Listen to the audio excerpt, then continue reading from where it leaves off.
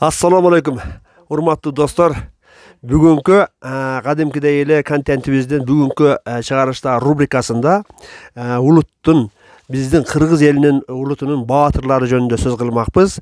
Сөздү башынан баштай турган болсок, илгери баягы Советтер Союзунун маалында социалисттик эмгектин баатыры, Советтер Союзунун баатыры деген ордендер, медальдар болот эле дагы. Андан кийин баягы өзүңүздөр көрүп, жана Союз урагандан кийин Кыргызстан өзүнчө болуп эгемендүүлүк алганыбыздан кийин аз жерден эле капиталисттик эмгектин баатыры деген орден чыгып кете жаздады. Бизнесмендердин күнү келип, оорчулук замандарда Кыргызстан күнүмдүк гана жашоо менен жашап калган учурларда ушул мына сиздердин экраныңыздардагы айымдар социалдык оор абалдарга карабастан кыргыздын улуттун санын көбөйтүп эрдик баатырлык кылышты. Эми менин сиздерге бере турган суроом биринчиден, хадисте мындай экен да, хадисте Мухаммед пайгамбарыбыз айтат экен, мен дейт ахиретке барганда өзүмүн үммөттөрүмүн көптүгү менен сыймыктанамын дейт экен да. Андан кийин сиздерге биринчи суроо бере турган болсом, азыр мен кайрадан экранга айтып коеюн, экранда көрүүчүлөргө. Ушул отурган айымдар Ноокат районунун Көкбел айылынын тургундары. Анда эмесе биринчи суроом сизге болсун. Сиз булардын аксакалы окшойсуз. Оорчулук замандарда, баягы Кыргызстан өзүнчө эгемендүүлүк алып оор замандарда болгондо бала төрөп, бала багып, баланы тойгузуп, ошолордун кийимин, жемегин камсыздап жүрүш кыйынчылыгы турган жокпу? Не дейли? Ассаламу алейкум, кыргыз элим, кыргыз калкым, көкбелдиктер. Эми оорчулук маалды баарыбыз эле көрдүк. Баягы илгери согушта көргөн экен, андан кийинки биздин эмле согушка окшош эле жылдар болду. Кыйынчылык, жокчулук болду. Ошого карабай балдарыбызды немесине карабай чоңойттук. Кудайга шүгүр, 7ден бала, 10дон неберебиз бар азыр. Ками мыналардыкы одон көбүрөөк. Жакшы. Кандай сизге суроо берейинчи? Ошол ушунча балдарды өстүрүп чоңойтуп жатасыздар. Аттарын адаштырып албайсызбы? Жок, өзүңүн балаң болсо кандай адашып каласың? Адашпайм. Туулган күндөрүнөн бери эле билебиз. Жатка билесиз. Саатынан бери деген кайсыл? Саатын билбесек эми туулган күнүн, жылын билебиз. Адан адашпайбыз. Анда эмесе сизге суроо берейинчи? Ошол баатыр эне болуштун бактылуулугун, даамын кантип сезип жатасыз? Бисмиллахиррахманиррахим. Ушу бизди жарыкчылыкка алып келген, жетириштирген Алла Таалага чексиз мактоолор болсун. Пайгамбарларыбызга шүгүрлөр болсун. Шүгүрлөр келтиребиз. Ушу фарзандтарды берген дагы Алла Таалага ушу шүгүрлөр болсун. Ушу 7 баланын энеси менен 4 кыз, 3 уул фарзандтарды бергенине дагы шүгүр Алла Таалага. Канча шүгүрлөр келтирсек, канча мактасак да аздык кылат Алла Таалага. Ушул сиздин ушул аяшы менен берген суроосу не дедиңиз?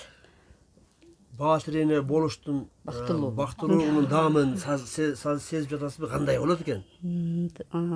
Ушу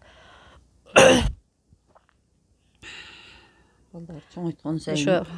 Балдарды ушу күлкүсүн, ушулардын кыйналып, чоңойтуп, канчалык ушу ыйласа дагы ошолордун эмесине сүйүнүп, ушуларды чоңойтуп, ушулардын келечеги кең болсун деп Алла Тааладан ушу сурап, ушулар менен сыймактанып отурабыз. Ушу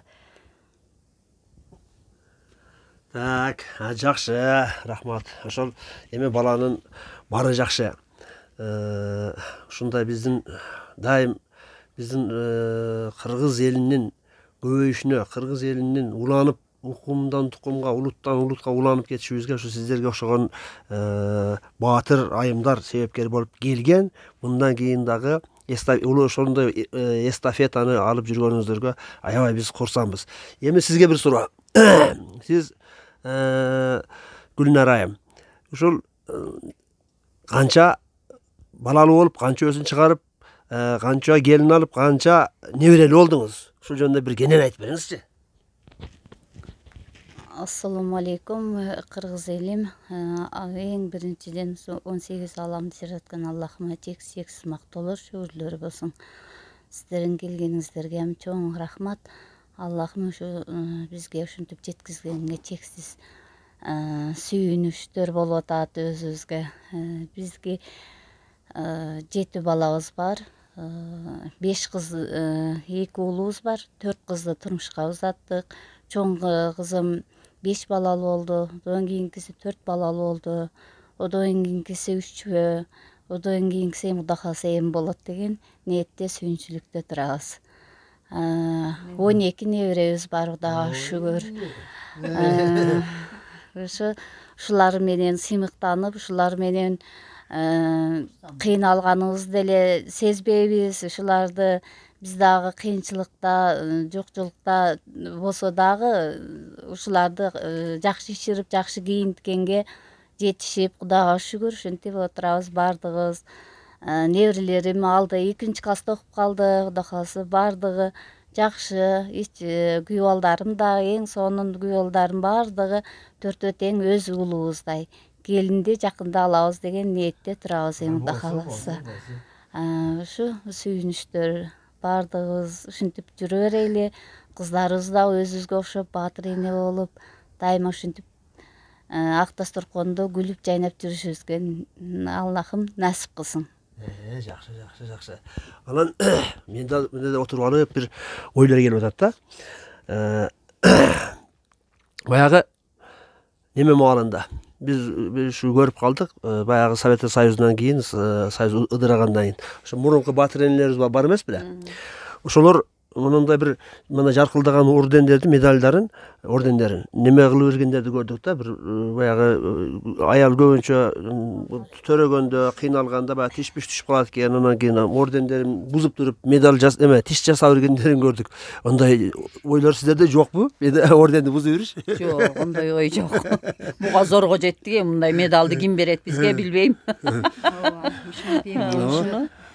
Ушуну алганыбызга сүйүнүп отурабыз. Азыр каякта бузуш ойдо жок. Бекитип отурабыз, мындай алып катып. Болсун.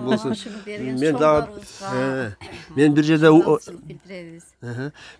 угуп калдым. Эми бул уккан кулакта жазык жок дейт. Эми мен укканым да. Бирөө бир баатыр эне бар экен да. Анан ошол орденин апарып, эми турмуштун кыйынчылыгында залогко коюп бир жерден акча алыптыр да. Андай нерселерден жолтурбай атасыздарбы? Жокчулукта ар нерсе кылышы мүмкүн. Эми бечара ол чыдабай анан бала чакасын багыш үчүн кылгандыр. Эми onu жаман ишке жумшабаса керек байыл эне да.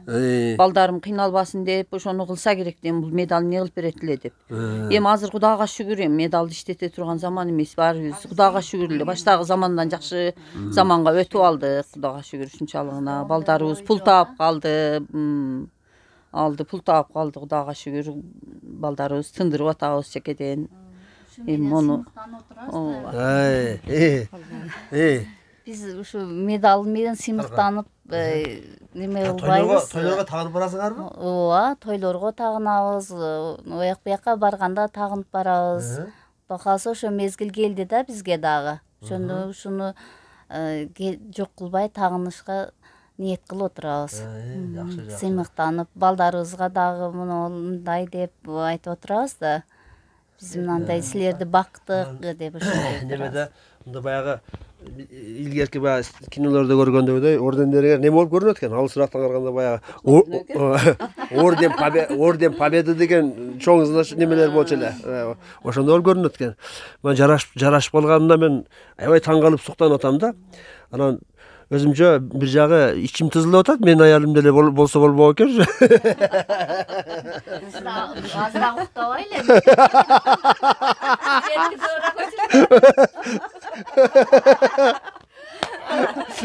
Эң жакшы Менет кылбай коет да. Ушу Алла Таала канча перзент берсе рызкысы менен берет. Ушу төрөй бериш керек. Төрөгөн сайын аялынан ден соолугу жакшы болот. Ден соолугу жакшы болот. Ушу баарынан ушу фарзантдарыбыз жакшы, фарзантдардан болуп чоңойсун. Ушу эмне баарыбыз ушу эмне тилек кылсак Алла Таала ушу тилек максаттарыбызга жеткирсин. Ушу ден соолук берсин ушу баарыбызга. Заманыбыз тынч болсун. Анан мындай экен да. Өзү алымдардын билерман алымдардын эсептөөсү боюнча ар кандай улуттун демографиялык абалын эсептегенде, маселен дейт, бирден эле бала төрөсө, мисалы үчүн орустарда көбүнчө бирден төрөп коет эмеспи? Мисалы үчүн эки ата эне, бул эки ата эне, бул эки ата эне. Бирден төрөсө, бул кыздуу болду, бул уулду болду. Экөө үйлөндүрсө балдары. Анан бир бала төрөлгөсө, ошондо чоң атадан балага чейинки аралык 4 эсеге кыскарды деп эсептелет экен да. Анан мына ушул улутту сактап калыш үчүн дейт, өзү эки же андан көп төрөш керек. Эки бала төрөгөндө анда улут жөн бир ордунда жылбай төрө берет экен да, бир 50 жыл, 30 жылда билинип калат экен да. Анан ушул бирден төрөсө улуттун жок болуп кетүү коркунучуна келип кептелет экен да. Ошон үчүн мына ушундай сиздер мындай бала төрөп, балдарды багып жүргөндө кыздарыңыздарга кандай максатта эмне деп айтасыздар? Көп төрө, кыргыз улутун сактап калайлы деген маанидеби же случайно эле болуп калып атабы деген капысынан эле? Жок, кыздарыбызга деле жакшы эле айтабыз. Эми ошо балалуу, көп балалуу болгон өздөрүнө деле пайда. Өздөрү деле көрүп атат, көп балалуу үйдөн чоңоюшту. Бири бирди кылса, бири бирди кылат. Мисалы үчүн 7 сом алып келсе, 1 сомдон алып келсе 7 сом. А бир бала 1 сом алып келет. Туруу. Ошо көпчүлүктү көп түкүргөн көл болот дейт. Ал 50 жылда эл жаңы, 100 жылда жер жаңы дейт го. Сыңарындай баланы канчалык көп төрөй берсе, кыргызга кошкон салымыбыз ошол. Ошол да. Ошол жок дегенде ошол эсебин көбөйтүп турабыз да. Анан балдарыбызга деле айтып атабыз, ыймандуу болсун, ынсаптуу болсун, ушулардын баарынын келечеги кең болсун. Болсун. Анан мен дагы угуп жүрөм, илгери ушу адамдардан укчу элек, ушул неме дейт? Көп балалуу үйдөн өскөн бала дейт, биринчиден турмушка пышып калат дейт. Ошондойбу? Анан кийин мен укканыма караганда ушул боорукер болуп чоңоет дейт. Ошол жөнүндө бир кene айтып бериңизчи. Азыр Кудайга шүгүр балдарыбыз баары эле менден 5 кыз, 2 уулум бар. 10 та неберем бар, Кудайга шүгүр. Кыздарым ушу бири чоң кызым ушул жерде 4 балалуу болуп калган. Бири кел айтса, нарактан кел айтканда эле уже топтолушуп, бирин-бири чакырышып, келип үйдөгү иштерди чогуу кылышып, неме кылышат. Анан апамдын мынери мынандай экен, апам мынасы кем экен, атам мынасы кем экен, туулган күндөрдө тег ушу кыз бала, балдарыбыз, эркек балдарыбыз деле бар, Кудайга шүгүр. Олар сал кичинерээк болгон үчүн кыз баланын немесин билип атабыз да. Күйөө балдарыбыз бар, Кудайга шүгүр, сыйлашып, неме кылып эле жүрөт, уулубуздай болуп.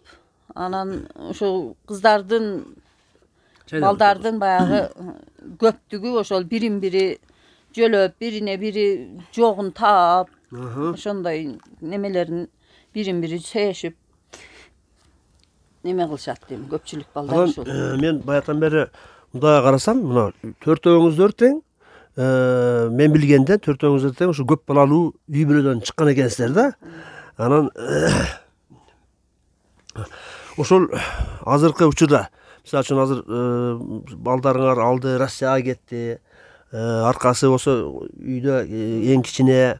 Анан немелер кандай болуп атат? Ошолор бири-бирине болгон бир туугандык мухаббаттар, бир туугандык махаббаттары, бир балдардын. Телефондон сүйлөшүп турушат, сураштырышат. Сурашат дейм. Чоңдору чоңоюп, өзү акыл эсин таап калып, өзү менен өзү кичинелерине мындай бол, андай бол, эми жакшы жолго баш тарбиялайт да, чоңдору. Атеңе жардам бер, мына ишти кыл, жаман жүрбө. Ошондорду үйрөтүп, чоңдору акылына кирип кал дейм, атеңеге жардам беришти билет. Кичинелерге ошентип айтып деп турат. Жанагы балдарыңарга немесин чоңдоруна чоңоюп калгандар эми эр жетилип, үйлөнүп, жайланып бердиңер да. Ошондон азыр бир мындай атаны коям, сен отуруп тур, бияка отуруп тур деп кичинелери мен багайын деп калыштыбы чоңдору? Ооба, чоңдору Кудайга шүгүр. Ушунчалыгына эми чоңдору атасына жардам берип, кыздар деле өзү менен өзү камкеттик болсо айтып деп эмне бар жардам берет деп. Мен айтайын дегеним, Жакшы. мен айтайын дегеним мындай болуп атат да, мен айтайын дегеним ошол жанка ошол чоң балдарыңар ошо эми 20дан өтүп 25ке чыгып калды да. Үйлөн элек балдарыңар деле баягы үйлөнгөн ата энедей инилерин, карындаштарын атадай эле багып калдыбы демекчимин да. Ооба, чоңдору Көтөрүнүп келет эми кыз балдар деле биздики баары. Эми уулдар деле ошо атасына жардам берем, ата сиз жашыңыз өйдөлөп калды, отура бериң, биз өзүбүз багабыз дешип уулдар ошентип Кудайга шүгүр ошентип эми биздин уулдар эми жетилип эми ошо мезгилге келип быйыл иштеп калышты, Кудайга шүгүр. Иштеп атышат. Анан бул жактыкы ошентип эле атат, атасын отура бериң ата, эми сиздин отура турган мезгилиңиз келди, биз иштейли, биз деле таап келели, бизди убагында кыйналып бактыңыз эле ата. Эми сизди багайлы деген мезгилге келди балдарыбыз, эми Кудай кааласа иштеп атышат жакшы. Кыздар деле жакшы ошо ата энеге жардамдашып, кыздарыбыз деле балдарын ошентип эми кайны кайнатасын сыйлап, бизди өз атаңдай, өз энеңдей көр деп ошентип айтып акыл эсибизди айтып отурабыз эми алыбыздын жетишинче. Ошондой бар деле жакшы, жаман жагын үйрөтпөйбүз. Эми биз илгерээги баягы союз маалындагы кошулуп калдык да, азыркыларга айтып жок, эми бизде ошо кайны кайнатанын строгий режимде неме болуп калганбыз, тарбия ошондой болуп калган. Кыздарыбызга да ошону айтып отурабыз, балдарыбызга. Биз илгери мынантип таңгамал атабыз, кайнатабыз мачиттан келгече наныбыз бышып калат эле. Түнү саат кайнатам мачиттан келгенде биздин наныбыз бышып калат эле. Орозо мезгилинде сөзсүз суюк аш кылат элек колго кесип. Ондо макарон дегенди билбейт элек. Онун артынан же манты же аш кылат элек. Кечинде түнү саат 1-2 чейин балдарыбыз уктап атканда деп кир жуат элек. Кир машинабыз жок болчу о мезгилде. Колго жуат элек. Ошентип неме кылчубуз. Чоңойтконбуз ошо жетөөнү ошентип эле бирин бөлөп, бирин путубуз менен тербетип кир жуушучу элек. Ошондой мезгилдер өткөн да. Ошондой кыздарыбызга дагы ошо тарбияны айтабыз. Биз ушинтип түнү саат 1-2 чейин кир жуабыз, балдарым. Кайны кайнатаңы сыйлагыла деп эле ошентип. Ошондой союздун адамдарыбыз болуп калганбыз да, акыркылары биз деп ойлойбуз го. Ооба, ошентип атабыз да, Кудай кааласа. Анан дагы бир суроо да. Бул суроо кичине кызыгыраак болушу мүмкүн, анан мындай неудобныйраак болушу мүмкүн. Мисалы үчүн шаар жерлеринде батыр эне деген почти что жок эсе да. Анан почти что болсо болгондо мен көрбөй аткандырмын, бирок мен аралап жүргөн жок да батыр эне. Анан мен мындай бир ой келди да, бата бир силердин сөзүңөрдү карап туруп, ошол чиркин ойной турган маалыңарда, ошо жанка айтмакчы, кайнатаңар, балдарыңарга чейин кайнатаңарга кызмат кылдыңар да. Анан кийин балдарыңарга кызмат кылып баштадыңар. Ошондо эми мисалы үчүн канча жашта турмушка чыктың сен? Мен 18 жаш. 18. Эми 18 мектепти бүтүп, баягы көз ачыр элек балапандай эле кезде. Бантикчен форма бардык менен эле кеттиңер да. Анан мен таң калганым, неме мындай 40 жаштык убакта ойной албай калдык. Ушу бала менен кайын журтка кызмат кылып жүрүп эле, анан бир путубуз менен 5 тербет, бир путубуз менен анан жагы бир колубуз менен күл чыгарып, путубуз менен отун чаап дегенде бир арманда калбадыңыздарбы? Айтып коюңчу. Жок, эми мына кыргыз элине макал бар. Эми ата энеңи кылганды балдарыңан көрөсүң дейт. Мен деле эми эжеге окшоп, мен деле 18-19 жашында турмушка чыкканмын. Жогдайым ушу фарзанттарды берди, 4 кыз 3 уулдун энесимин. Эми эмне арман кылабыз, эми Аллага шүгүр эми ошолорду бергенине. эми оомалдазынан ошондой эле эми азыркы жаштарга азыркы заман жакшы. Баары жок шарттары түзүлгөн. Биз ноёлобой эле неме кылганбыз. Ондай кылган иштерибизге эч ноёлободук. Эми ушуну жашоо турмуш ушундай экен деп, ошо турмуштун агымы ушундай болот турбайбы деп эле кете бергенбиз дейм. Баары себеби биз ошондой турмушту көрүп чоңойгонбуз да. Анан биз деле ошонун менен кеттик. Эми азыр заман ушинтип сәл өзгөрүп, ана чет мамлекеттин немелерин көрөйм, балдарыбыз сәл башкачараак чөйрөдө чоңоюп атышат. Бизде телефон деген жок эле. Анан кир машина жок эле, ана сулуу айткандай. Ошо кайнене кайнатага кызмат кылган убактарда жүргөнбүз эми. Кызмат кылып турмуш ушундай экен депчи. Айырмачылыктар болот да. Биз илгери биз 5 неме 3 аусын бир үйдө эле кызмат кылганбыз да. Үчөөбүз бир үйдө эле, сен менге келбейт элек. Бирибиздин балабыз булган болсо бирибиз жубат элек, бирибиз кир жуусак бирибиз нан жабат элек.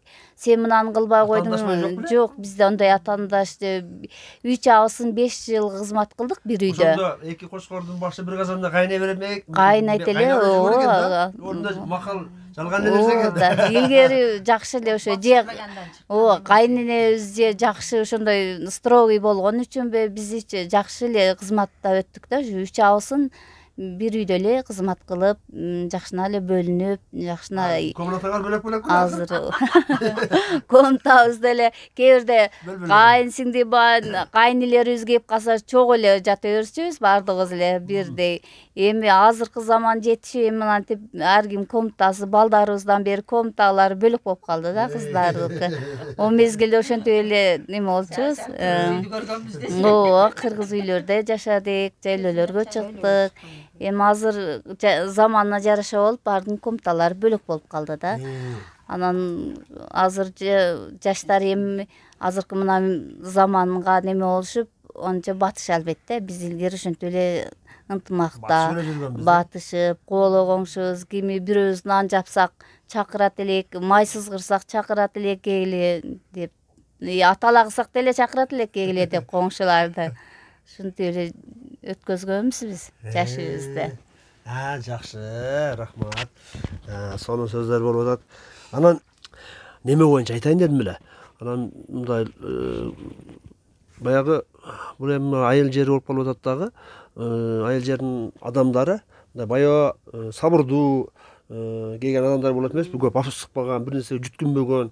Анан мына шаар жактарда, пас тамандарда биздин тилибизде айтканда жакы ушундай баатыр эне эмес, бир 3-4 төрөп койгон аялга деле бир айрыкча былтыркы баягы пандемия маалында жардамдар, ой бул 4 төрөгөн, бул 5 төрөдү деп үйлөрүнө чейин продуктларды алып барып берип, болбой калса булар арызданышып, ушундай силерде мындай айыл жеринде неме жок да, силер баарыңар неме жер адамсыңар да, мындай топуктуу мындайча айтканда. Анан негизи булар топуктуу деп эле унчукпай койгон жери жокпу же кичине бирдемкеден бир жардам болуп атабы өкмөт тараптан? Жок. Бизге өкмөт эч нерсе берген жок. Жок эле дегенде мындай сый урмат болуш керек да, улуттун баатырлары. Эгерде мисалы үчүн ушул баатыр энелер төрөбөгөндө биз каяктан болмокпуз дегенде бир жок жөн энелер күнүндө болбосо деле бир сый урмат барбы бир энелерге, баатырларга? Мен 2-3 жолу өкмөткө барып бир немелерине сәл чоңдоруна сөйкөнүп көрдүм. Менем жөн жүрбөйм да анан. Сөйкөнүп, эмне ошол жерде 2-3 эле дежурный каттым бар, ошодон башкалар төрөбөппү, бизде кылды жака деле баргыла дейт. Мен кайненемдин 8 баласы бар, менде 7 бала бар, абысынын да 7 бала бар. Эмне ошолорду чакырбайсыңар деп 1-2 чоңуна тийиштим, эми атын атабай эле коеюн. Анан дежурный каттындарды деле атабай эле коеюн, олорду эми айттым. Ушул экөөнөн башка эч ким төрөбөппү деп. Анан быйыл калп болбосун, мына энелер күнүндө Эркин ака чакырды мени. Ошондо Эркин ака ким болуп иштейт? Токтошов Эркин. Мына неме боюнча, эмне экенин билбейм, ошол Токтошов Эркин чакырды да. Чай. Анан ошол чакырып, мынага өттүң деди. Анан мен бара албай каламбы деп неме кылсам, үйдөгүлөр неме кыла берди. Барып келиң апа деп балдарым ошондой дегенден анан олорду маршрут менен апарып бер. Мен анан секин өзүбүз машина менен барып катышып келдим быйыл. Рахмат ошо Эркин акага сыйлады, анан аз-маз оюн кылып берди. Жоролорго экинчи этажына бир 20 чакты аялды чакыртып, баягы күйөөсү жокторду, анан баласы көптөрдөн азыраак эле, көбүнчө күйөөсү жоктордон бар экен. Анан ошолор менен кичине отуруп келдим. Калп болбосун быйыл улам суроолор боюнча. Анан атак жок, баягы пандемияда бизди эч ким тиктеген эм жок. Өзү ушул аяшым айткандай негизинен өзү ошо баатыр энелерге мына чоңдор тарабынан жардамдар эмелер бөлүнөт экен, өзү ар бир эмелергечи, айыл өкмөттөр. Ушу мен деле ушу медалымы алганы 5-6 жыл болду. Эч кондой нерсе болбоду да, укпадым деле. Эми ушу сөзсүз эле биз эми ошолордун эмесине муктаж эмеспиз. Анча ушу баягындай жардамдар келгенде ошондой да гана эми берип коюшса, аны деле эми алсак алабыз, алсак жок. Эми Алла таалам эми канча 10 баладан көп деле балдарыбыз болсо ырыскысы өзү менен эми. Бирок эми ошол угабыз де, мындай өкмөттөргө келет, баатыр энелерге ар майрамдарда подаркалар берилиш керек, ошондой нерселер болот экен. Бирок мен бир дагы катышпадым да, укпадым, эми угуп аттым эми. Эми чоң бир 50-60 жаштагы аялдарга эме кылып, бизге эме кылбайт экен десек, башка жактарда эми угабыз да, эми бүт деле ошо баатыр энелер жашкары дебей эле барышат экен, берет экен эми өкмөт тарабынан. Эми ондой кылбаш керек да. Тегизинен алганы, тегиз караш керек. Анда мен ушул немеден убакыттан пайдаланып сүйлөп коеюн. Урматтуу атка минерлер, урматтуу эл башчылары. Менин сиздерге баягы бир жамандан, бир жакшыдан бир насаат дегенде, менин сиздерге кичинекей бир блогерден эле сиздерге бир айта турган сөзүм бар, кайрылуу. Ушундай энелерибизди, ушундай айымдарыбызды, бийкештерди төрөгөндүгү үчүн, кыргыз улутунун санын арттыргандыгы үчүн баалап койгонубуз бир артык баштык кылбас эле деп айтат элем да. Колдон келсе, жок эле дегенде курук сөз менен баса дагы ушу сиздерге урматыбыз бийик, сиздердин астыңарда биздин башыбыз ийилүү деп койсо, баары сүйүнүп калмак. Ошондой кылып коюшуңуздарды мен суранып өтөт элем. Бирок ашыкча кетип калсам капа болбойсуздар. Эмне капа болот? Өздөрү кылып атат. Жардам бербесем эмне капа болот? Себеп бул ошол жогору жактан келет экен да, баатыр энелергечи. Мындай эми берилсин, ошондой болсун деп. Бирок мына же өзү көп эли кандай десем бир. Ошондой эмеби бизге эч ошондой нерселер жок да. Бизде ошондой. Анан эми кийинки суроо мындай болуп атат да. Келечектеги кыздарга, кыз балдарга кандай бир кеп кеңештериңиздер бар? Ушул бактылуу эне болуу туурасында кандай кеп кеңештерди бересиздер? Кана кармаңызчы. Сиз эмнегедир аз сүйлөп атасыз микрофондо. Эфирде аз болуп атасыз. Негизи жалпы калай кыргыз калкынын кыздарына, жаш кыздарга эми мына кыргыз калкын деген кыргыз элине биз эми баардыгы аял заты эми бар тынч болсун, бала чакалуу бол эми аял адам бирөөнүн мүлөсү экен, эми кыз балдарга эми бирөөнүн мүлөсү да.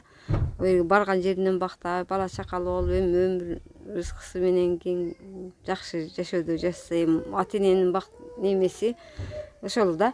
Жакшы болсун, ушулар жакшы эч нерседен кем болбосун деген ой максаттар бар да, бар эле ата энеде. Уул бала болсун, кыз бала болсун, баардыгы өнүп өсүп, жакшы жашап, ушу элдин керегине жараган жакшы балардан болсун дейбиз да. Ошол жакшы тилектер менен жашайбыз.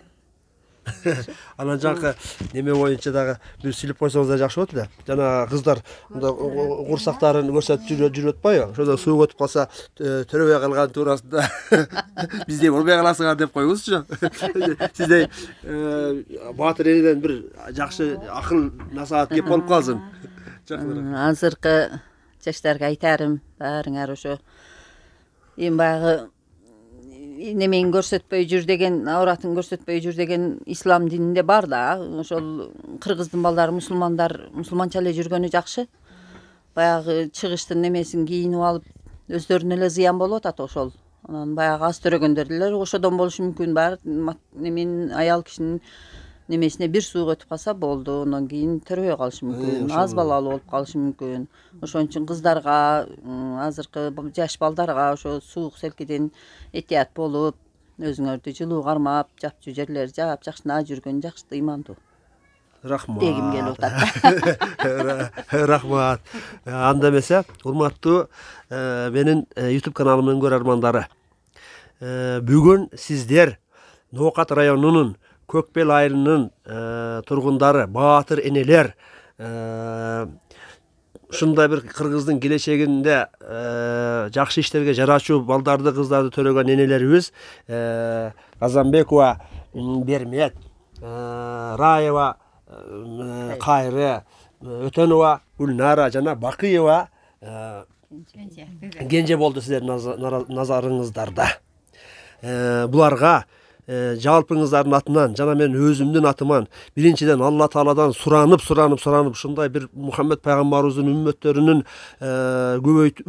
көбөйтүүгө салым кошкон, анын үстүнө мындай бир жакшы сөздөрүн айтып, балдарды төрөп коюш одно, багып, чоңойтуп, өстүрүп, мындай келбеттери менен мындай өзүңүздөрдүн экраныңызда көрүп турат, кандай жакшынакай жарашыктуу.